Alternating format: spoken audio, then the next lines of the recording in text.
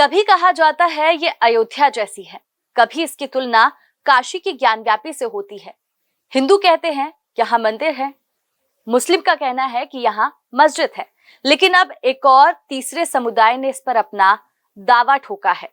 जितना पुराना इसका इतिहास है, उतना ही गहरा इसका विवादों से नाता रहा है। नमस्कार, आप देख रहे हैं चौथा खंबा। मैं हूं वर्षा श्रीवास्तव। पोस्टमार्टम के इस एपिसोड में पड़ताल करेंगे धार भोजशाला की। इसके इतिहास के पन्नों में ऐसा क्या रहस्यमय है? इसका निर्माण किसने कराया? कभी यहाँ मिली सरस्वती जी की प्रतिमा आज कहाँ है? हाल ही में हुए एएसआई सर्वे की रिपोर्ट में कई बड़े खुलासे सामने आए, लेकिन बहुत सालों पहले भी यहाँ एक सर्वे हुआ था, तो फिर दोबारा क्यों करवाया गया? जानेंगे सारे सवालों का जवाब और भोजशाला का इतिहास और इससे जुड़े विवाद के बारे में सब कुछ। धार की भोजशाला के इतिहास के पन्नों में आखिर ऐसा क्या दफन है कि तीन पक्ष इस पर दावा कर रहे हैं? यहाँ मंदिर किसने बनवाई? यहाँ मस्जिद किसने बनवाई? क्यों जैन समुदाय इसे अपना बता रहा है? ये सब जानने के लिए जाना पड़ेगा इतिहास में। कहा जाता है उस दौर में कई ऐसे राजा थे जो अपने नाम के आगे भोज लगाते थे। जैसे मिहिर भोज 9वीं शताब्दी में गुर्जर प्रतिहार वंश के शासक थे। वहीं बात अगर धार की करें तो यहाँ हजारों साल पहले परमार वंश का शासन था। राजा भोज इस वंश के 9वें राजा थे। 1000 से 1055 ईस्वी तक उनका शासन रहा। राजा भोज ने अपने 55 साल के जीवन में कई युद्ध लड़े और जीते भी। मध्य प्रदेश की धार उनकी राजधानी हुआ करती थी। इतना ही नहीं, उन्होंने फिलहाल में मध्य प्रदेश की राजधानी को भी बसाया। तब इस शहर को भोजपाल नगर कहा जाता था, जो अब भोजपाल के नाम से जाना जाता है। बड़ा तालाब से लेकर भोज मंदिर तक राजा भोज ने बनवाया था। इतिहासकारों की माने तो राजा भोज सरस्वती देवी के भक्त थे और उन्होंने ही 1034 ईस्वी में यहाँ एक भव्य भवन का निर्माण कराया था और एक महाविद्यालय की स्थापना की थी, जिसे बाद में भोजशाला के नाम से जाना जाने लगा। 2 शताब्दी तक भोजशाला ऐसी ही रही। फिर हुआ इस पर पहला हमला। अलाउद्दीन खिलजी ने 1305 ईस्वी में इसे नष्ट कर दिया। इसके बाद 1401 ईस्वी में दिलावर खान गौरी ने भोजशाला के एक हिस्से में एक मस्जिद का निर्माण करवाया। फिर 1514 में महमूद शाह खिलजी ने भोजशाला के दूसरे हिस्से में भी मस्जिद बनवा दी। कुछ और साल बीता, फिर आया अंग्रेजों का शासनकाल। यहाँ पर हुई खुदाई में वाग्देवी सरस्वती जी की प्रतिमा मिली थी। ये प्रतिमा आज कहाँ है, आइए जानते हैं। राजा भोज ने धार में ज्ञान की खोज के लिए समर्पित एक संस्थान की कल्पना की। समय के साथ ये संस्था प्रसिद्ध भोजशाला के रूप में विकसित हुई। शिक्षा के इस प्राचीन केंद्र ने इतिहास में एक विशेष स्थान रखा, जिसका मुख्य कारण वाग्देवी सरस्वती की पूजा से जुड़ा होना बताया जाता है। भोजशाला में एक सरस्वती जी की मूर्ति हुआ करती थी। इसी कारण इसे लोग मंदिर मानने लगे और लोगों की आस्था यहाँ से जुड़ गई। अंग्रेजों के शासन काल में साल 1875 में जब इस जगह पर खुदाई हुई तो यहाँ से एक मूर्ति निकली थी सरस्वती जी की।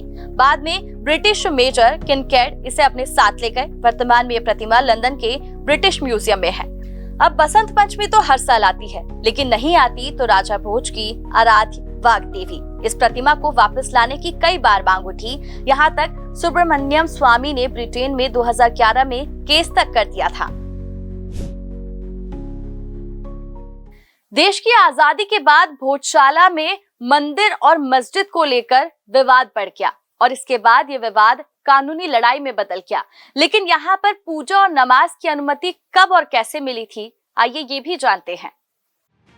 हर साल बसंत पंचमी आते ही भोजशाला का विवाद चर्चा में आ जाता है। धार की भोजशाला में मंगलवार को सूर्योदय से सूर्यास्त तक हिंदुओं के प्रवेश की अनुमति होती है। इसके अलावा शुक्रवार दोपहर 1 बजे से 3 बजे तक केवल नमाजियों को अंदर घुसने की इजाजत दी जाती है। हफ्ते के बाकी दिन सभी दर्शकों के लिए सूर्योदय से सूर्यास्त तक भोजशाला खुली रहती है। इसके लिए 1 रुपए एंट्री फीस चुकानी होती है। बात भोजशाला की विवाद की करें तो ये बरसों पुराना है, जिसे लेकर कई बार हिंदू और मुस्लिम पक्ष के बीच तनाव की स्थिति भी पैदा हो चुकी है। अब यहाँ के विवाद को समझने से पहले समझना जरूरी है कि आखिर यहाँ पूजा और नमाज की अनुमति एक साथ कब मिली। 1909 में धार रियासत ने भोजशाला को संरक्षित स्मारक घोषित कर दिया था। बाद में इसे पुरातत्व विभाग को सौंप दिया गया और अब इसकी देखरेख की जिम्मेदारी भी उनके पास ही है। उस दौरान धार की रियासत ने ही 1935 में यहाँ शुक्रवार को नमाज पढ़ने की अनुमति दी थी। तब भोजशाला सिर्फ शुक्रवार को खुलती थी। फिर 1995 में हुई घटना के बाद यहाँ विवाद बढ़ गया। इसके बाद मंगलवार को पूजा और शुक्रवार को नमाज पढ़ने की अनुमति दे दी गई। 2 साल बाद 12 मई 1997 को कलेक्टर ने भोजशाला में आम लोगों की एंट्री बैन कर दी। मंगलवार को होने वाली पूजा भी रोक दी गई। सिर्फ बसंत पंचमी के दिन पूजा और शुक्रवार को नमाज पढ़ने की अनुमति दी गई। हालांकि सिर्फ 2 महीने बाद ही 31 जुलाई 1997 को ये प्रतिबंध हट गया। फिर यहाँ मुसलमानों को हर शुक्रवार दोपहर 1 से 3 बजे तक नमाज पढ़ने की अनुमति दी गई। 6 फरवरी 1998 को पुरातत्व विभाग ने भोजशाला में प्रवेश पर प्रतिबंध लगाया, लेकिन मुसलमानों को नमाज पढ़ने की अनुमति जारी रही। इस आदेश के बाद विवाद बढ़ा। साल 2003 में भोजशाला की व्यवस्था फिर बदली। 7 अप्रैल 2003 को एएसआई ने हिंदुओं को फिर से हर मंगलवार को भोजशाला परिसर में प्रवेश के साथ पूजा की मंजूरी दी थी। अब इतना सब होने के बाद सब कुछ ठीक चल ही रहा था कि फिर 2013 में बसंत पंचमी शुक्रवार यानी जुमे के दिन पड़ गई और इलाके का माहौल बिगड़ गया। स्थिति नियंत्रण करने के लिए पुलिस को लाठीचार्ज तक करना पड़ा। 2016 में फिर ऐसा संयोग पड़ा कि बसंत पंचमी शुक्रवार को पड़ी और माहौल फिर बिगड़ा। इसलिए अब जब भी शुक्रवार को बसंत पंचमी होती है तो नमाज और पूजा को लेकर अक्सर विवाद हो ही जाता है। हाल ही में हुए एएसआई सर्वे में कई बड़े चौंकाने वाले खुलासे सामने आए। लेकिन क्या आप जानते हैं कि 900 साल पहले भी यहाँ पर एक सर्वे हुआ था? उस दौरान रिपोर्ट में क्या आया था? और जब एक बार सर्वे हो चुका था तो इसे दोबारा क्यों कराया गया? आइए जानते हैं। साल 1902 में अंग्रेजों के शासन काल में एएसआई ने धार भोजशाला का सर्वे किया था। तब सर्वे में पाया गया था कि भोजशाला की वास्तुकला भारतीय शैली की है। वहां पर संस्कृत के शब्द, हिंदू चिन्ह और भारतीय मंदिरों जैसी शैली का निर्माण है। वहीं मंदिर के अलावा परिसर के एक हिस्से में मस्जिद का उल्लेख भी किया गया था। जब हिंदू पक्ष ने दोबारा सर्वे की मांग उठाई थी तब एएसआई ने कहा था कि अब नए सिरे से इसकी जरूरत नहीं है। मुस्लिम पक्ष ने भी सर्वे की आवश्यकता को नकारते हुए कहा था कि उसी सर्वे के आधार पर उनके समुदाय को नमाज का अधिकार मिला था। इन सब के बावजूद हिंदू पक्ष अपनी मांग पर अड़ा रहा। इसके बाद नए सिरे से स्टडी के निर्देश जारी हुए। इंदौर हाई कोर्ट ने 11 मार्च 2024 को ज्ञानव्यापी के तर्ज पर ही धार की भोजशाला में सर्वे का आदेश दिया। सर्वेक्षण 22 मार्च से शुरू हुआ जो 27 जून तक चला। 98 दिनों के साइंटिफिक सर्वे के दौरान एएसआई की टीम ने खुदाई भी की। पूरे सर्वे की फोटोग्राफी और वीडियोग्राफी भी की गई। भोजशाला सर्वे मामले में एएसआई ने इंदौर हाई कोर्ट को करीब 2000 पन्नों की रिपोर्ट तैयार कर सौंपी, जिसमें खुदाई के दौरान हिंदू देवी देवताओं की मूर्तियों मिलने के जिक्र समेत 1700 से ज्यादा अवशेष शामिल हैं। एएसआई के सर्वे में क्या क्या मिला? 94 से ज्यादा टूटी प्राचीन मूर्तियां, चांदी तांबे के 10वीं सदी के 31 सिक्के, शिलालेख और संस्कृत के श्लोक, खंभों पर शेर, हाथी, घोड़ा, पक्षी उकेरे मिले। खिड़कियों खंभों पर 4 सशस्त्र देवताओं की मूर्तियां उकेरी मिली। गणेश, ब्रह्मा अपनी पत्नियों के साथ और पशु की आकृतियां मिली। उत्तर दक्षिणी कोने से स्तंभ, तलवार, दीवारों से 150 नक्काशी के अवशेष प्राप्त हुए। यज्ञशाला के पास से सनातनी आकृतियों के पत्थर मिले। स्तंभों पर सीताराम, ओम नमः शिवाय की आकृतियां चिन्हित थी। उत्तरी पूर्वी कोने से कृष्ण, वासुकी नाग और शिवजी की प्रतिमा पाई गई। सीढ़ियों के नीचे का बंद कमरे से भी कई सबूत मिले। मां सरस्वती, हनुमान जी, गणेश जी, शंख चक्र सहित करीब 79 अवशेष यहाँ से मिले हैं। धार भोजशाला पर हिंदू और मुस्लिम दोनों अपना अपना हक जताते हैं। हिंदू संगठन इसे राजा भोज के काल का सरस्वती मंदिर बताते हैं। उनका तर्क है कि राजवंश काल में कुछ समय के लिए मुसलमानों को नमाज पढ़ने की अनुमति यहाँ दी गई थी।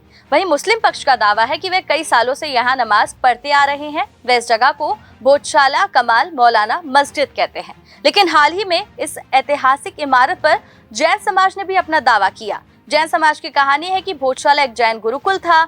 1875 में भोजशाला में हुई खुदाई के दौरान जैन यक्षिणी अंबिका की मूर्ति निकली थी, जो अब ब्रिटिश म्यूजियम में है। जैन समाज का कहना है कि भोजशाला हमारी है और हमें भी पूजा का अधिकार दिया जाए। इसलिए समाज ने 22 जुलाई को सुप्रीम कोर्ट में याचिका दायर कर खुद को तीसरी पार्टी के रूप में शामिल करने की अपील की है। हिंदुओं का मंदिर, मुसलमानों की मस्जिद या जैन का गुरुकुल? धार भोजशाला की गुत्थी अब और ज्यादा उलझ गई है। ये किसकी है, ये सवाल अब और ज्यादा बड़ा हो गया है।